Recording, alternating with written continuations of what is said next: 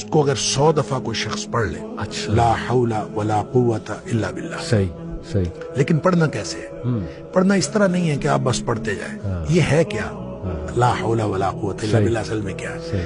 حول کا معنی بھی قوت ہے اور قوت کا معنی بھی قوت ہے۔ لا حول ولا قوت، یوں کہہ لیجئے نہ کوئی اجتماعی طاقت نہ کوئی انفرادی طاقت الا باللہ، سوائے اللہ کے، اللہ اکبر، یا نہ گناہ چھوڑنے کی طاقت نہ نیکی کرنے کی طاقت صحیح، الا باللہ، یعنی یا تو ایک کو پازیٹیو بنا لے، ایک کو نیگیٹو بنا لے، یا ایک کو اجتماعی ایک کو انفرادی۔ صحیح، اب اللہ کے سامنے اس کو اپنا مسئلہ سمجھ کے نا، اپنا جو بھی مسئلہ ہے وہ سوچے صحیح، اور سوچ کے اپنے اللہ کے سپرد کر دے، یا اللہ میری تو کوئی طاقت نہیں، نہ انفرادی نہ اجتماعی، الا باللہ، ہاں تو عطا فرمائے طاقت تو ہو سکتی ہے۔